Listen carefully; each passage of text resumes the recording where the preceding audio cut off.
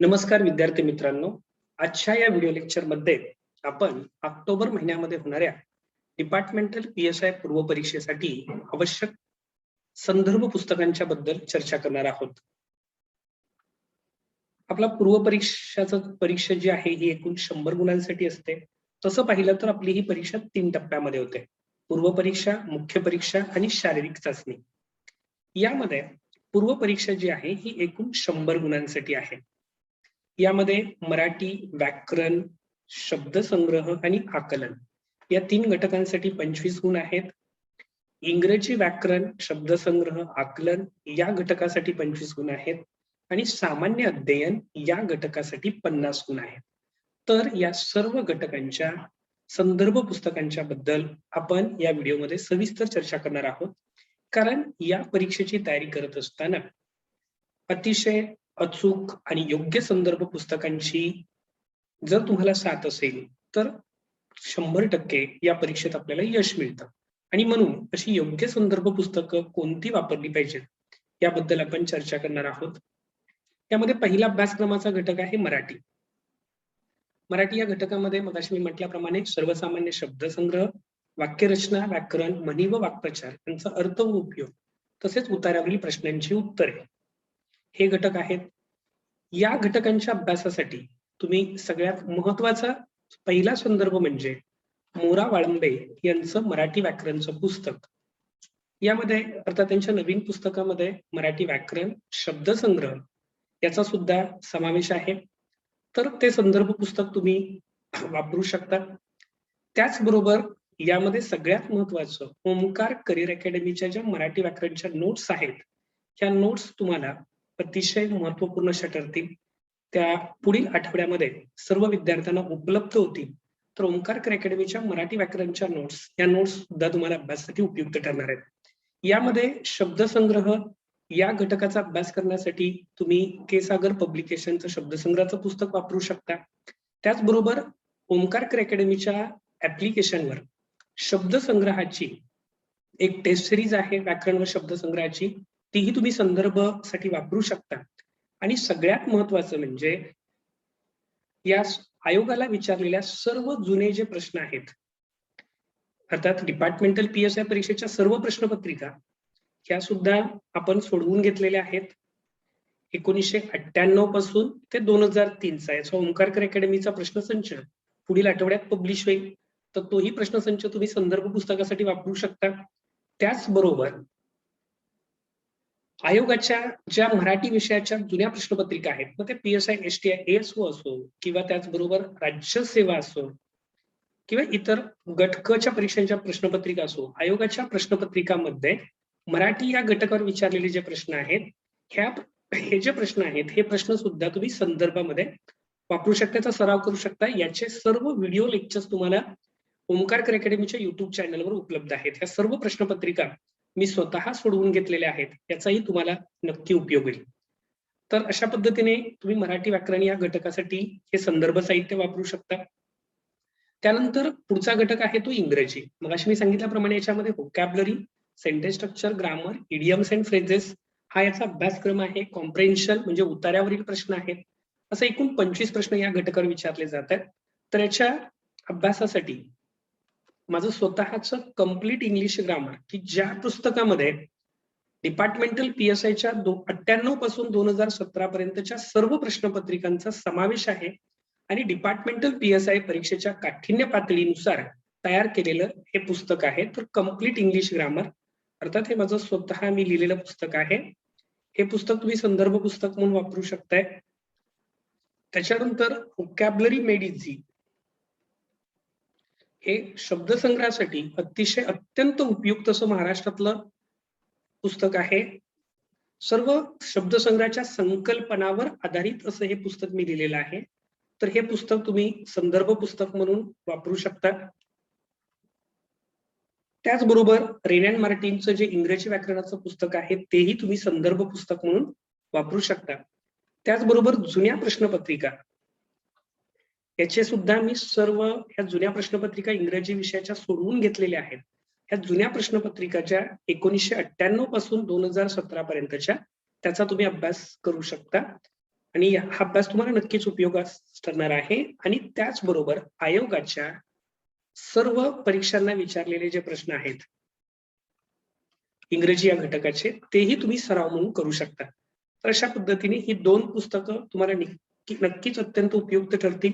तर ह्या 2 पुस्तकांचा तुम्ही अभ्यास करू शकता. त्यानंतर पुढचा घटक आहे तो म्हणजे सामान्य अध्ययन. या घटकासाठी, ह्या संपूर्ण घटकासाठी अर्थात पहिलं सर्वप्रथम मी तुम्हाला सुचवेल की शालेय पुस्तकांचा अभ्यास करणं गरजेचं आहे. ह्या शालेय पुस्तकांच्या अभ्यासासाठी तुम्ही शालेय पुस्तकांच्या आधारित सायम कट्टाचं जे अंतिम सत्य पुस्तक आहे तेही वापरू शकता. जर पुस्तकं तुम्हाला आता वेळ कमी आहे, त्यामुळे सायम कट्टाचं जे शालेय पुस्तकांच्या अभ्यासक्रमावर आधारित जे स्टेट बोर्ड अंतिम सत्य पुस्तक आहे ते वापरू शकता. आणि सगळ्यात महत्वाचं, या संपूर्ण संदर्भासाठी एकनाथ पाटील सरांचा जो ठोकळा आहे PSI STI ASO परीक्षेचा, अर्थात त्यातला विज्ञान आणि गणित हा घटक सोडून उरलेला सर्व तुमच्या परीक्षेसाठी उपयुक्त करू शकतो. तर एकनाथ पाटील सरांचा जो ठोकळा आहे तो ठोकळा तुम्ही GS साठी वापरू शकता. शालेय पुस्तकांचा अभ्यास महत्वाचा आहे, त्याचबरोबर एकनाथ पाटील सरांचा ठोकळा तुम्ही संदर्भ पुस्तक म्हणून वापरू शकता.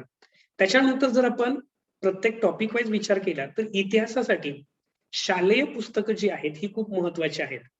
यामध्ये मग जुन्या सिलेबसचा 5वीचा बुक इतिहास असेल, जुन्या सिलेबसचा 8वीचा असेल, 11वीचा असेल, जुन्या अभ्यासक्रमाचा. नवीन अभ्यासक्रमाचा 8वीचा आणि 9वीचं जे इतिहासाचं पुस्तक आहे तेही तुमच्या दृष्टीने महत्वाचं आहे. अर्थात दिवस कमी असल्यामुळे तुम्ही एकनाथ पाटील सरांच्या ठोकळ्यामधून सुद्धा हा घटक कव्हर करू शकता, किंवा समाधान महाजन असेल, अनिल गाठाळ किंवा कठारे यांचे जे पुस्तक आहेत ते गाठाळ किंवा कठारे यांच्यापैकी कोणतंही एक संदर्भ पुस्तक वापरा. भूगोलासाठी तुम्ही दीपस्तंभ प्रकाशनचं जे भूगोलाचं पुस्तक आहे, शक्यतो महाराष्ट्राचा भूगोल जास्त करा शालेय पुस्तकांच्या बरोबर. दीपस्तंभ प्रकाशनचं किंवा AB सौदी सरांचं दोघातलं एक पुस्तक तुम्ही वापरू शकता. भारतीय अर्थव्यवस्था या घटकासाठी आता पुढील आठवड्यामध्ये डॉक्टर अनिल सत्रे सरांचं जे फास्ट ट्रॅक इकॉनॉमिक पुस्तक येईल ते पुस्तक डिपार्टमेंटल PSI च्या विद्यार्थ्यांसाठी सर्वोत्कृष्ट असं संदर्भ पुस्तक असेल, तर ते पुस्तक तुम्ही त्या ठिकाणी वापरू शकता. कारण ते अगदी मागील 2017च्या परीक्षेमध्ये सरांनी हे पुस्तक तयार केलेलं होतं. तर अगदी 64 पानाच्या पुस्तकामधून सरांनी जवळजवळ हे सर्व प्रश्न कव्हर केले होते.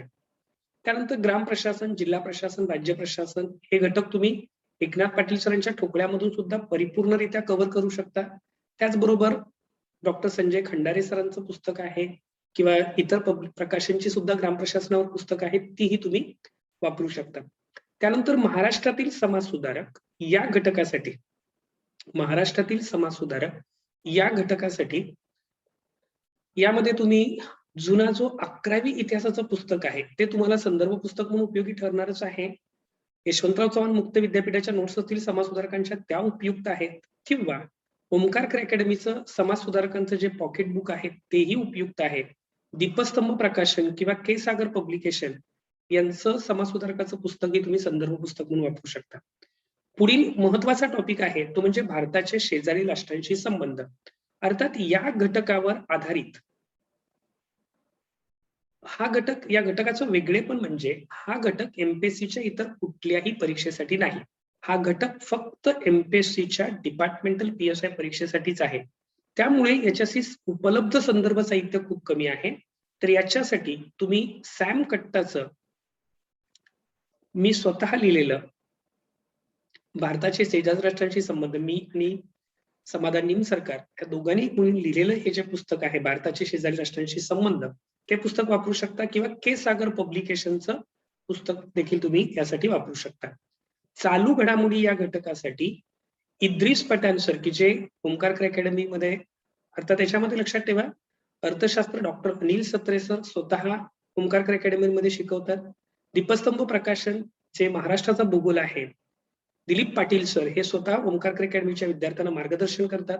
पंचायत राज या घटकाचे डॉक्टर संजय खंडारे सर ओमकार अकॅडमीच्या विद्यार्थ्यांना मार्गदर्शन करतात. दीपस्तंभ प्रकाशनचं जे महाराष्ट्रातील समाजसुधारक हे पुस्तक आहे, राम पाटील सर हे ओमकार अकॅडमीच्या विद्यार्थ्यांना मार्गदर्शन करतात. त्याचबरोबर इद्रिस पठाण सर भारताच्या शेजारी राष्ट्रांशी संबंध आणि चालू घडामोडी हे 2 विषय ओंकार अकॅडमीच्या विद्यार्थ्यांना शिकवतात. तर अशा पद्धतीने चालू घडामोडीसाठी इद्रिस पठाण सरांचं टॉपर 777 हे जे पुस्तक आहे हे तुम्ही संदर्भ पुस्तक म्हणून वापरू शकता. तर अशा पद्धतीने जीएस साठी तुम्ही ही वेगवेगळी संदर्भ पुस्तकं वापरा. त्याचबरोबर 1998 पासून 2017 पर्यंतच्या जुन्या प्रश्नपत्रिकांचा अभ्यास करा आणि त्याचबरोबर आयोगाच्या इतर परीक्षांना सुद्धा या घटकावर विचारलेले जे प्रश्न आहेत याचा सुद्धा तुम्हाला अभ्यास करावा लागेल. तर अशा पद्धतीने ही डिपार्टमेंटल PSI परीक्षेसाठी उपयुक्त संदर्भ पुस्तक आहेत. पुढील व्हिडिओ लेक्चरमध्ये आपण डिपार्टमेंटल PSI ची या परीक्षेसाठी असणारी जी स्ट्रॅटर्जी आहे याचा अभ्यास नेमका कसा करावा याच्याबद्दल एक लाईव्ह लेक्चर घेणार आहोत आणि त्यामध्ये तुमच्या जे प्रश्न आहेत त्या सर्व प्रश्नांची उत्तरं दिली जातील. त्याचबरोबर या परीक्षेसाठी मार्गदर्शन करण्यासाठी ओंकार अकॅडमीच्या वतीनं 16 ऑगस्ट पासून ऑनलाईन आणि ऑफलाईन अशा दोन्ही बॅचेस सुरू होत आहेत. 16 ऑगस्ट पासून ह्या बॅचेस आपल्या सुरू होत आहेत. ऑनलाईन आणि ऑफलाईन अशा दोन्ही स्वरूपामध्ये ह्या बॅचेस आपल्या सुरू होत आहेत. तर या बॅचेसचा सुद्धा तुम्ही अवश्य लाभ घेऊ शकता. त्याचबरोबर ओंकार अकॅडमीची टेस्ट सिरीज सुद्धा डिपार्टमेंटल PSI साठी सुरू आहे आणि ओंकार अकॅडमीच्या ज्या नोट्स आहेत त्या सुद्धा तुम्हाला लवकरच अभ्यासासाठी उपलब्ध होतील. सर्व विद्यार्थ्यांना येणाऱ्या परीक्षेसाठी अर्थातच हार्दिक शुभेच्छा. विद्यार्थी मित्रांनो, ही खरोखरच सुवर्ण संधी आहे. या संधीचं सोनं करा. धन्यवाद.